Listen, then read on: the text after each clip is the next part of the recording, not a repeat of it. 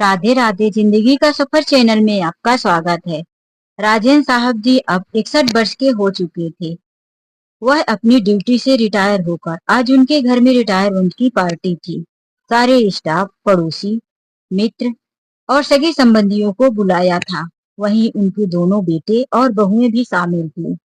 राजेंद्र साहब के घर में बड़ी धूमधाम से इस पार्टी को मनाया गया। पार्टी खत्म होते ही सब अपने अपने घर को चले गए। सब विधिवत हो गया।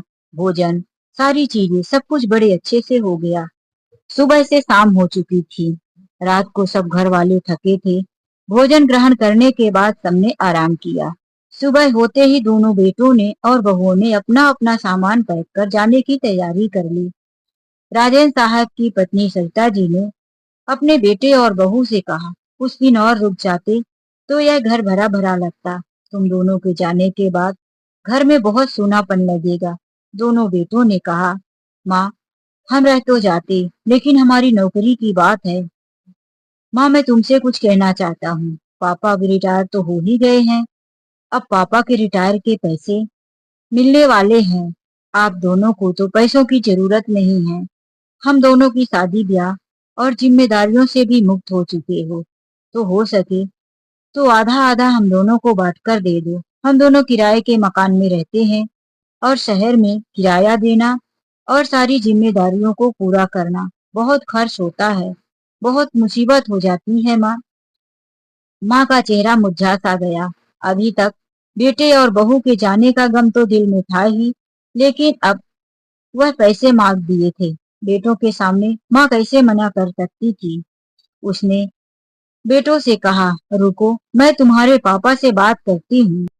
राजेंद्र साहब, जो हाल में रखे हुए सोफे पर बैठे हुए चाय पी रहे थे, सरिता जी उनके पास जाकर कहती हैं, देखो जी, मुझे कुछ कहना है।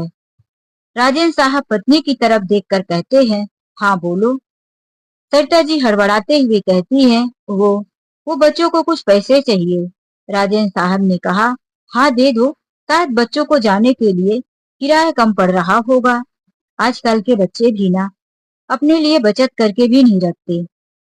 नहीं जी, किराए के लिए पैसे नहीं चाहिए। तो तो फिर कौन से पैसे चाहिए? राजेंद्र साहब फिर पत्नी की तरफ देखकर बोले। तो सरिता जी ने कहा, बच्चों को जो आपके फंड से नौकरी छूटने के बाद पैसे मिलता है, वो पैसे चाहिए। क्या? तुम कैसी बातें कर रही हो? हमारे फंड के पैसे बच्चों को क्यों चाहिए? राजेंद्र साहब चौंक कर पत्नी से पूछे। तो सरिता जी कहती हैं, उन्हें अपना मकान बनाना है जी। बच्चों का कहना है कि हम लोग किराए के मकान में रहते हैं।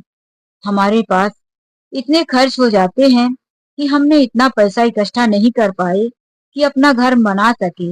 हाँ, थोड़े बहुत पैसे हैं और पापा हमारी मदद कर देंगे तो हमारा अपना अपना मकान हो जाएगा।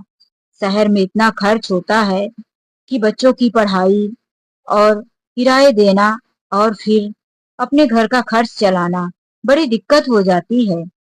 राजेंद्र साहब अपनी पत्नी का मुंह देखते ही रह गए। कितनी मासूमियत से वह अपने बच्चों की वकालत करने आ गई थी। आखिर माँ तो माँ होती है। राजेंद्र साहब बोले, अरे, हम लोग भी तो किराए से रहते हैं। देखो सरिता, तुम बच्चों की तरफदारी मत करो। आज हम रिटायर हो चुके हैं। अब हमारी तनख्वाह यानी बंद हो गई है। हमें जो पेंशन मिलेगा उसी से हमारा घर खर्च चलाना पड़ेगा। देखो, हमें भी तो किराया देना पड़ता है। हमारी और तुम्हारी दवाइयों का खर्च चलाना पड़ता है, घर के खर्च। अब इस उम्र में मेरा शरीर भी तो काम नहीं करेगा कि मैं दूसरी जगह जाकर नौकरी करूं। हमें जो थोड़े बहुत पैसे मिलेंगे उसी से तो हमारा गुजारा होगा। नहीं जी, हम किसी तरह से गुजारा कर लेंगे, लेकिन हमारे मासूम बच्चों को परेशानी नहीं होनी चाहिए। मैं तो कहती हूँ, आप अपने फंड में आए हुए पैसे आधा आधा अपने दोनों बेटों को दे दो। कैसी बातें करती हो सरिता, तुम तो जीत कर देती हो। तुम समझती क्यों नहीं हो कि यह फंड हमें किस लिए मिलता है? सरकार हमें इसलिए देती है कि जब तक हम काम करने के लायक हैं तब तक तो हमने ड्यूटी निभाया। फिर हमें तनख्वाह बंद हो जाती है तो हम इस उम्र में कहाँ जाएंगे। इसीलिए हमें कुछ पैसे इस उम्र में मिलते हैं ताकि हम अपने जीवन का गुजारा कर सके। वो सब मैं नहीं जानती जी। बस मुझे इतना पता है कि हमारे बच्चों को तकलीफ नहीं होनी चाहिए। सिर पर हाथ रख लिए राजेंद्र साहब। पत्नी की इस तरह से जिद को वह तोड़ नहीं पाए और फिर बाहर निकलकर बच्चों से पूछते हैं, क्यों, तुम लोगों ने आज तक क्या कमाया है जो हमारे पैसों की जरूरत पड़ गई? दोनों बेटे बड़ी मासूमियत से पापा के पास आकर खड़े हो गए। बड़ा बेटा कहता है, पापा, जरूरत तो हर इंसान को होती है, लेकिन पापा, मैं आपसे पैसे लेकर आपके पैसे हमेशा नहीं रख लूंगा। जो मैं किराए देता हूँ वही पैसे मेरे बचत होंगे। मैं आपसे मदद मांग रहा हूँ, आप मेरी मदद कर दीजिए, फिर मैं आपके पैसे जोड़ जोड़ कर आपकी पाई पाई चुका दूंगा। बेटे ने इतना कहा तो राजेंद्र साहब को भी लगा कि जब यह मेरे पैसे चुकाने को तैयार है तो ठीक है, मैं इनकी मदद कर देता हूँ। बड़े भाई की हाँ में हाँ मिलाते हुए छोटे भाई ने भी वही शब्द कह दिया, हाँ पापा, जब हम लोगों के किराए का पैसा बचेगा तो आपका पैसा हम जरूर वापस कर देंगे। आखिर आपके पास जो पैसे अभी मिले हैं वह बैंक में ही तो पड़े हैं, इससे हम लोगों का भला हो जाएगा। पत्नी की जिद और बेटों की मासूमियत, यह दोनों राजेंद्र साहब को तोड़ दी। वह अपनी जिद छोड़कर दोनों बेटों को अपने फंड में मिले हुए पैसे में से आधे आधे बांट दिए। दोनों बेटे पैसे लेते ही इतना जल्दी वहां से रवाना हो गए कि जैसे बस पैसे के लिए ही रुके हों। दरवाजे से बाहर के गेट तक छोड़ने गए माता पिता, लेकिन बेटों ने ना तो मन से उन्हें पैर छुआ, गले लगाया और ना ही विदा ली। बस हड़बड़ी में अपना सामान लिए हुए आगे आगे भागते जा रहे थे।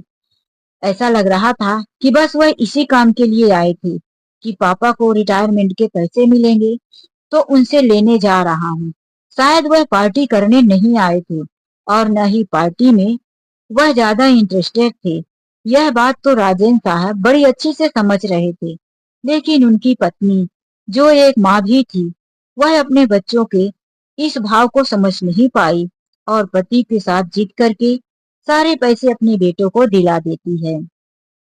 अब राजेंद्र साहब के जो पेंशन मिलती थी उसी से दोनों पति पत्नी की दवाइयाँ, जिस मकान में रहते थे उसका किराया और घर खर्च बड़ी मुश्किल से चल पाता था। महीने का अंत होते होते दोनों को कर्ज लेना पड़ता था। किराने की दुकान में उधारी हो जाता था, लेकिन बेटों और बहुओं से इस बात से कोई फर्क नहीं पड़ता था। अब तो 6 महीने गुजर चुके थे, ना तो किसी बेटे या ना बहू का एक बार भी फोन नहीं आया था। समय अपनी गति से गुजरता गया। आज दोनों बेटे और बहुओं को गए हुए 2 साल हो चुका था। इन 2 साल में जब से पिता रिटायर हुए थे तब से घर कैसे चला रहे थे वही जानते हैं। अब घर में एक खामोशी थी। दोनों बीमार भी रहने लगे थे। कमजोरी भी दोनों के शरीर में आ चुकी थी। बेटे और बहुओं की आने की हर वक्त उम्मीद रहती थी। अब घर में कभी पड़ोसी आ जाया करते थे तो कभी दूध वाला आता, दो चार बातें, 2-4 मिनट रुक जाता। इसी तरह से अब उनकी यही जीवन शैली बन चुकी थी। बेटे और बहुओं की आशा तो मन में, माँ के दिल में थी, लेकिन पिता समझ चुके थे कि अब वह कभी नहीं आने वाले। धीरे धीरे सरिता जी की तबीयत खराब रहने लगी। खांसी और बुखार जैसी बीमारी ने पकड़ रखा था। सरिता जी के पेट में काफी दर्द सा होने लगा। उल्टियां और चक्कर भी आ रहा था। राजेंद्र साहब उन्हें हॉस्पिटल में दिखाने लेकर गए, दवाइयां लेकर आए। महीने भर की दवा खाने के बाद भी सरिता जी को राहत नहीं मिली तो डॉक्टर ने कहा, इनके पेट में क्या प्रॉब्लम है सोनोग्राफी करने से ही पता चलेगा। सरिता जी का जब सोनोग्राफी किया गया तो डॉक्टर ने कहा, क्या आपने कभी कॉपर्टी बैठाया था? तो सरिता जी ने कहा, हाँ, बैठाया तो था। तो डॉक्टर ने बताया, वही प्रॉपर्टी आपके पेट में सड़ गई है, जिसकी वजह से आपकी बच्चेदानी भी खराब हो चुकी है। जल्दी से जल्दी ऑपरेशन करके आपकी बच्चेदानी निकालना होगा। आपका शरीर काफी कमजोर है, खून की भी आवश्यकता पड़ेगी। कॉपर्टी एक ऐसा मेडिकली ट्रीटमेंट है जो औरतों के बच्चेदानी में रखा जाता है, जिसकी वजह से औरतें मां नहीं बन पाती। तो वही ट्रीटमेंट करवाया था सरिता जी ने। अब सरिता जी को उस ट्रीटमेंट से तकलीफ हो गई थी। सरिता जी की उम्र तो हो गई थी, लेकिन वह उसका पति को भूल गई थी, इसीलिए उन्होंने निकलवाया ही नहीं। जबकि यह ट्रीटमेंट करवाने के बाद डॉक्टरों के सलाह अनुसार समय समय पर चेकअप करवाना पड़ता है। अब डॉक्टर ने कहा सरिता जी के ऑपरेशन में कम से कम 1.5 लाख रुपए का खर्च आएगा। इस ऑपरेशन में इतने खर्च को सुनकर राजेंद्र साहब का तो मानो हाथ पैर कांपने लगा। अब क्या होगा? जल्दी से जल्दी ऑपरेशन करने की भी सलाह डॉक्टर ने दिया था, वरना कैंसर होने का चांसेस था। सरिता जी की ऐसी हालात थी। जितना भी राजेंद्र साहब ने पैसा इकट्ठा किया, तो भी कम से कम उनके 20-25 हजार रुपए ही इकट्ठा हो पाए। उन्हें याद आया कि मेरे पैसे तो मेरे बेटों को मैंने दे दिया था, अब मैं उनसे मदद मांग सकता हूँ। और आखिर मैं पैसे नहीं भी दिया होता तो वह हमारे बेटे हैं, अपनी माँ के इलाज के लिए पैसे देना उनका फर्ज बनता है।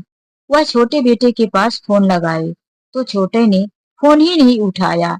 कई बार रिंग बजती रही, फिर वह बड़े बेटे के पास फोन लगाए। बड़े बेटे ने फोन तो उठाया, लेकिन जब वह बताने लगे कि तुम्हारी माँ का एक छोटा सा ऑपरेशन होना है, जिसके लिए मुझे 1.5 लाख रुपयों की जरूरत है, मेरे पास इतने पैसे नहीं है बेटा, तुम लोग जल्दी से जल्दी घर पर आ जाओ, मुझे बहुत अकेलापन और बहुत परेशानी हो रही है। तुम्हारी माँ काफी तकलीफ में है, तुम्हारी माँ को बहुत दर्द हो रहा है, डॉक्टर ने तुम्हारी माँ को एडमिट भी कर लिया है। अब तुम लोग जितना जल्दी हो सके घर पहुंच जाओ। दूसरे दिन दोनों बेटा और दोनों बहुएं घर पहुंच गई और फिर राजेंद्र साहब दोनों बेटों को लेकर हॉस्पिटल पहुंच गए। डॉक्टर से बात करने लगे। डॉक्टर ने कहा पहले तो इन्हें खून की जरूरत है, इनका शरीर काफी कमजोर है, उसके बाद जल्दी ही हम ऑपरेशन करेंगे। पहले इन्हें हम 1 पाउच खून चढ़ा देंगे और फिर ऑपरेशन करते समय भी इन्हें खून चढ़ा ही रहेगा। डॉक्टर इतना कहकर अपनी ड्यूटी निभाने चले गए। अब दोनों बेटे आपस में बातें करने लगे, आखिर माँ को खून कौन देगा? दोनों बेटों ने एक दूसरे को कहना शुरू कर दिया। बड़े भाई ने कहा छोटे, मम्मी को खून तुम दे दो, क्योंकि तुम और तुम्हारी पत्नी दोनों नौकरी करते हो और तुम मुझसे छोटे भी हो, तुम्हारे शरीर में खून जल्दी बन जाएगा। तो छोटे भाई ने कहा भैया खून तुम ही दे दो, क्योंकि तुम्हारी पत्नी घर पर रहकर तुम्हारी सेवा करेगी और मेरी तो नौकरी पर जाती है, तो मेरी सेवा कौन करेगा? और फिर पिछले महीने ही मुझे काफी तबीयत खराब हो गई थी, मुझे बहुत कमजोरी होती है भैया, मैं खून नहीं दे पाऊंगा। बड़ा भाई भी कहने लगा मेरे सिर के ऊपर तो 2-2 बच्चों की जिम्मेदारियां है, मेरी पत्नी भी नहीं कमाती है, मुझे ही बड़ी मेहनत करके कमाकर दोनों बच्चों के लिए पढ़ाई लिखाई और घर खर्च चलाना पड़ता है। देखो मुझसे नहीं हो पाएगा। और पैसे की बात, पैसे भी मेरे पास अभी नहीं है, मैं पैसे नहीं दे पाऊंगा। छोटे ने भी कहा तो मेरे पास कौन से पैसे के पेड़ लगे हैं जो मैं तोड़ कर ले आया हूँ, मेरे पास भी पैसे नहीं है। राजेंद्र साहब अपने दोनों बेटों की बहस सुनकर सर पर हाथ रख लिए। ना तो दोनों बेटे माँ को खून देने के लिए तैयार थे और ना ही पैसे देने के लिए। अब राजेंद्र साहब दोनों बेटों को चिल्लाकर बोले तुम लोग झगड़ना बंद करो और मुझे मेरे पैसे दे दो। मैं तुम दोनों को अपने फंड के जो पैसे दिए थे वही पैसे वापस कर दो, ना अपना पैसा दो और ना ही अपना खून दो। मैं कहीं और से खून की व्यवस्था कर लूंगा, बस तुम दोनों मेरे पैसे दे दो। पिता की यह बात सुनकर भी दोनों बेटे कहने लगे पापा हमने तो उन पैसों से घर खरीद लिया, अब हमारे पास पैसे कहाँ हैं जो मैं आपको दे दूं। दोनों बेटों ने पैसे से साफ इनकार कर दिया। अब राजेंद्र साहब को आंखों में गुस्से से खून उतर आया। वह अपने बेटों की तरफ देखकर कहने लगे आखिर तुम्हारी माँ ने सौतेलापन कभी नहीं दिखाया और तुम दोनों ने दिखा दिया ना कि तुम उनके सौतेले बेटे हो। आज अगर सरिता जी की अपनी कोख का बेटा होता तो शायद इस तरह से नहीं करता। यह शब्द सुनकर दोनों बेटे और बहुएं अपने पिता की तरफ देखने लगे। उनकी आंखें फटी रह गई।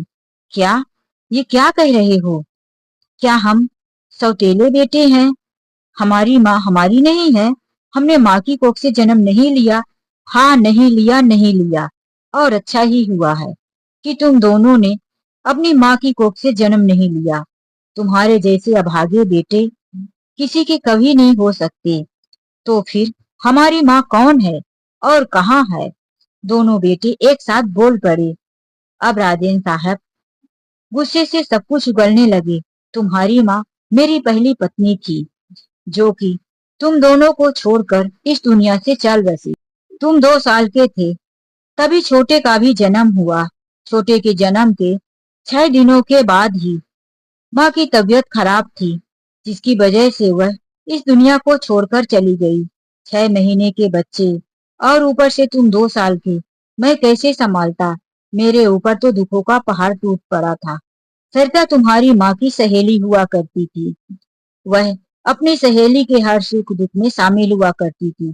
सरिता की शादी कहीं और लगी थी, लेकिन जब वह अपनी सहेली के इस गम को देखा कि मेरी सहेली का 6 दिन का बेटा अनाथ हो गया है, बिन माँ का हो गया है, तब उसका दिल तड़प उठा। उसने मुझसे सामने से ही कहा, देखिए जी, यदि आपको कोई ऐतराज ना हो तो इन बच्चों की माँ बनकर मैं इन्हें पालना चाहती हूँ। इन बच्चों के लिए मेरे दिल में ममता है।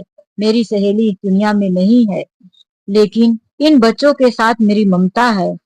यदि आप मुझे स्वीकार करो तो मैं इन बच्चों की माँ बनना चाहती हूँ। मैंने उसके इस तरह से कहे हुए वचनों को ठुकरा नहीं पाया और सरिता को अपनी पत्नी बनाकर अपने घर ले आया। सरिता तुम दोनों की माँ बनकर तुम दोनों को पालने लगी। सरिता ने अपनी सारी ममता तुम दोनों पर लुटा दी, यहाँ तक कि वह अपना बच्चा इस दुनिया में नहीं लाना चाहिए। उसने इसके लिए मेडिकली ट्रीटमेंट करवाया और प्रॉपर्टी बैठवा लिया, ताकि वह कभी माँ ना बन पाए और तुम दोनों का प्यार ना बटे। सरिता का कहना था कि अगर अपना कोख का बच्चा पैदा हो गया तो शायद मेरी ममता मेरे इन दोनों बच्चों के लिए कम ना हो जाए, इसीलिए मैं कभी इस दुनिया में अपना बच्चा नहीं लाऊंगी। यही मेरी दुनिया है, यही मेरे दोनों बेटे हैं। सरिता तुम दोनों के लिए अपनी इतनी बड़ी कुर्बानी दे दी, लेकिन तुम दोनों ने क्या किया? आज अपनी बीमार माँ के लिए थोड़ा थोड़ा खून भी नहीं दे सके। अपना पैसा तो दूर, मेरे दिए हुए पैसे भी नहीं दे सके। धिक्कार है तुम दोनों पर। उस दिन भी सरिता ने जबरदस्ती किया, तभी मैं अपने फंड के पैसे तुम दोनों को दे दिया। मुझे पता होता कि यह कुर्बानी सरिता के जीवन पर बन पड़ेगी तो मैं अपने पैसे कभी नहीं देता। तुम दोनों मेरी नजरों के सामने से दूर हो जाओ, हट जाओ यहाँ से। मैं तुम दोनों का चेहरा भी नहीं देखना चाहता। मेरी पत्नी के पास अब तुम दोनों मत आना। तब उन्हें याद आया कि सरिता को बॉटल लगा था। डॉक्टर ने कहा था कि देखते रहना बॉटल का ग्लूकोज वाला पानी खत्म ना हो जाए। वह झटके से अपनी पत्नी के कमरे में गए, रखे हुए टेबल पर बैठकर उनसे कहने लगे, सरिता तुम चिंता मत करना, तुम्हारा पति अभी जिंदा है। मैं तुम्हें कुछ नहीं होने दूंगा। मैं तुम्हारा ऑपरेशन करवाऊंगा, तुम्हारे लिए खून की व्यवस्था करूंगा। मैं कहीं से कर्ज लूंगा और फिर मेहनत करके उस कर्ज को चुका दूंगा। इतना कहते हुए वह अपनी पत्नी का हाथ उठाकर अपने हाथों में रखने लगे। सरिता जी का हाथ कुछ भारी सा लग रहा था। जैसे ही उन्होंने हाथ को अपने हाथों में छोड़ा, हाथ धम से हाथ में गिर गया। हाथों में जान नहीं थी। वह घबरा कर सरिता जी के सीने में हाथ रखे और हिलाने लगे। सरिता कुछ बोलो ना, तुम मेरी बात सुन रही हो कि नहीं? बोलो, जवाब दो। सरिता जी के अंदर अब धड़कनें नहीं थी। उनकी जान इस दुनिया को छोड़कर जा चुकी थी। बस उस बेड पर मृत शरीर पड़ा था। अब राजेंद्र साहब जोर से चिल्लाए, नहीं सरिता नहीं, तुम मुझे छोड़कर इस तरह से नहीं जा सकती। बोलो सरिता, अब मैं किसके सहारे रहूंगा? सरिता कुछ तो बोलो। अपने पिता की जोर से चिल्लाने की आवाज सुनकर दोनों बेटे वहां पहुंच जाते हैं। नर्स भी वहां पर आ जाती है। नर्स ने नाड़ी और धड़कनें चेक किया, लेकिन नर्स को कुछ समझ में नहीं आया। वह जल्दी से गई और डॉक्टर को बुलाकर लाई। डॉक्टर सरिता जी का चेकअप किए। फिर डॉक्टर को पता चला कि अब सरिता जी इस दुनिया में नहीं है। मुझे माफ कर दीजिए राजेंद्र साहब, आपकी पत्नी अब इस दुनिया में नहीं रही। नर्स ने एक सफेद चादर उनके सर को ओढ़ा दिया। राजेंद्र साहब की तो दुनिया ही उजड़ गई। डॉक्टर के जाने के बाद नर्स ने कहा, राजेंद्र साहब, मैंने आपकी पत्नी को 10 मिनट पहले गेट पर खड़े हुए आप लोगों की बातें सुनते हुए देखा था। आपकी पत्नी तो बिल्कुल ठीक लग रही थी, फिर अचानक से यह इन्हें क्या हो गया। राजेंद्र साहब समझ चुके थे कि मेरी और दोनों बेटों की बातें मेरी पत्नी ने सुन लिया था। उन्हें वह दिन याद आ गए जब उनकी पत्नी ने पहली रात में ही उनसे वचन लिया था, देखिए जी, आप मेरा और मेरे बेटों के रिश्ते के बारे में कभी नहीं बताएंगे कि मैं इन दोनों बेटों की सौतेली माँ हूँ। यदि आपने अपने बेटों के सामने कभी भी मेरी सौतेली माँ होने की बात खोली, उसी दिन आप मेरा मरा हुआ मुंह देखोगे। राजेंद्र साहब तड़प उठे। आखिर सरिता ने वह बात सच कर दिया। पति और दोनों बेटों की बहस सुनकर सरिता जी इस सदमे को बर्दाश्त नहीं कर पाई और वह इस दुनिया को छोड़कर चली गई। दोनों बेटे अपनी माँ के पैर को पकड़कर तड़प तड़प कर रो रहे थे, आत्मग्लानि महसूस कर रहे थे। माँ, मुझे माफ कर दो माँ। माँ, आज तक हमने तुम्हें कोई सुख नहीं दिया, तुम्हें कुछ भी नहीं दिया, बस तुमसे सब कुछ लेते रहे। तुमने हमारी परवरिश में कितनी बड़ी कुर्बानी दी है, अपने कोख के औलाद को भी जन्म नहीं दिया, और फिर आज जब तुम्हें हमारी जरूरत है तब हमने तुम्हारा साथ नहीं दिया। माँ, तुमसे सिर्फ कुर्बानी ही कुर्बानी ली है, आज तक कुछ दिया नहीं। माँ, माँ माफ कर दो माँ, बहुत बड़ी भूल हो गई। राजेंद्र साहब दोनों बेटों को नफरत से देखते हुए बोले, हट जाओ मेरी पत्नी के पास से। तुम दोनों को तुम्हारी मरी हुई माँ की कसम है, तुम दोनों मेरी पत्नी की अंतिम क्रिया करने में भी मत आना। तुम्हारा मेरी सरिता के साथ कोई संबंध नहीं। मेरी सरिता ने जो फर्ज निभाया है उसका कर्ज तुम दोनों कभी नहीं चुका सकते। हट जाओ, मेरे घर पर भी मत आना और कभी भी लौट कर मुझे अपनी शकल मत दिखाना। राजेंद्र साहब की इस तरह से कसम देने और कड़े से मना करने पर दोनों बेटे रोते रहे, तड़पते रहे, लेकिन पिता के घर नहीं गए। अंतिम दाह संस्कार करवा दिया गया सरिता जी का। राजेंद्र साहब पत्नी के बिना उस घर में अब रहना नहीं चाहते थे। काफी दुखी और उदास हो गए थे, हमेशा बेचैन रहने लगे थे। एक दिन उन्होंने अपने मन में ठान लिया कि अब मैं वृद्धा आश्रम चला जाऊंगा। वह खुद ही वृद्धा आश्रम में जाकर रहने लगे। उनके पेंशन के जो भी पैसे आते थे वह वृद्धा आश्रम में अपने जैसे बूढ़े और बुजुर्गों की मदद करने में लगा दिया करते थे। वहीं पर वह अपने जीवन की अंतिम सांसें लेने तक का फैसला कर चुके थे। तो दोस्तों, यह कहानी आप लोगों को कैसी लगी, लाइक और कमेंट करके जरूर बताइए। चलिए मिलते हैं एक नई कहानी के साथ। आज के लिए बस इतना ही। जिंदगी के सफर में यदि आप पहली बार आए हैं तो प्लीज इस चैनल को सब्सक्राइब करना और वीडियो को लाइक करना मत भूलिए। राधे राधे, जय श्री कृष्णा।